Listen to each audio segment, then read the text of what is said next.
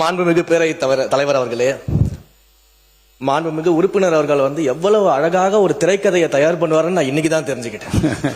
அழகான திரைக்கதையெல்லாம் பேசிட்டு இருந்தார்.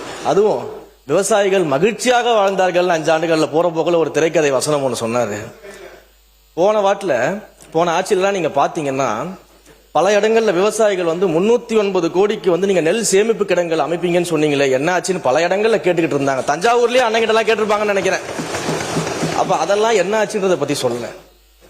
வாகன போக்குவரத்து இருக்கு பாத்தீங்களா, அந்த கொள்முதல் செய்துவிட்டு வாகன போக்குவரத்து செய்யக்கூடிய பல்வேறு முறைகேடுகள் நடந்ததாக விவசாயிகள் எல்லாம் போராட்டம் பண்ணாங்க. அதெல்லாம் அண்ணன் கண்ணுக்கு வரவே இல்லையா என்னன்னு தெரியல.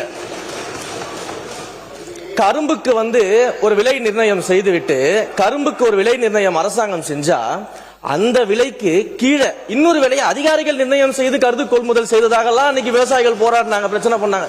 அதையும் அண்ணா மறந்துட்டாரு போல. இப்படி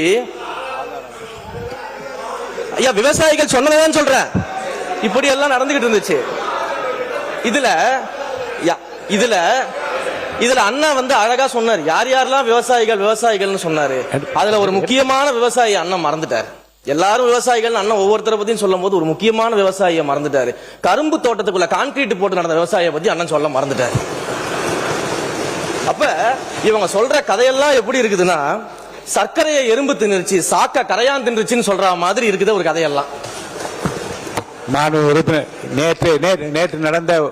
நேற்று நடந்த ஒரு முக்கிய விவாதத்தினுடைய குறிப்புகளெல்லாம் நான் ஆய்வு செய்தேன். அதில் நீக்கப்பட வேண்டிய பகுதிகள் நீங்கள் எது குறித்து நீக்கப்பட வேண்டும் என்று கோரினீர்களோ அதெல்லாம் நீக்கப்பட்டிருக்கிறது என்பதை நான் தெரிவித்துக் கொள்வேன். இன்றும் இப்போது மாண்புமிகு அறநிலையத்துறை அமைச்சர் பேசிய பேச்சுகளில் அவை குறிப்பிலிருந்து நீக்கப்பட வேண்டிய பகுதியில் இருந்தால் மட்டுமே அதை பார்த்து ஆய்வு செய்து நீக்குவேன்.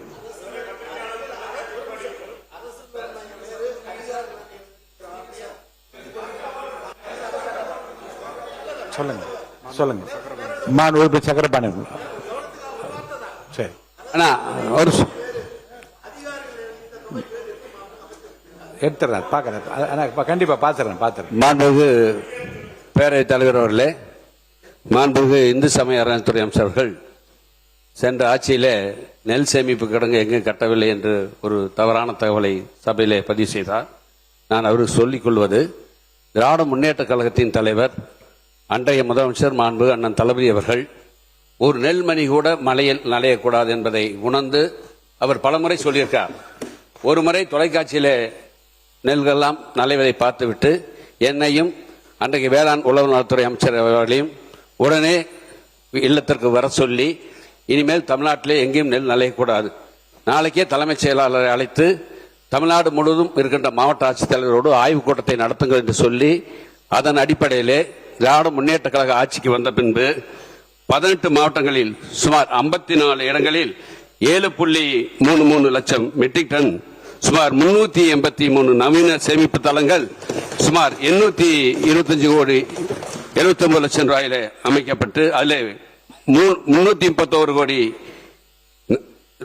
அளவிலே 4.03 லட்சம் மெட்ரிக் டன் கொள்ளளவு கொண்ட 253 சேமிப்பு தளங்கள் அன்றைய முதலமைச்சர் அவர்களால் திறந்து பயன்பாட்டுக்கு கொண்டு வரப்பட்டது. அதோட மீதமுள்ள 3.30 லட்சம் மெட்ரிக் டன் கொள்ளளவு கொண்ட 130 சேமிப்பு தளங்கள், சுமார் 494 கோடியே 71 லட்சம் ரூபாயிலே இப்பொழுது பணிகள் நடைபெற்று வருகிறது.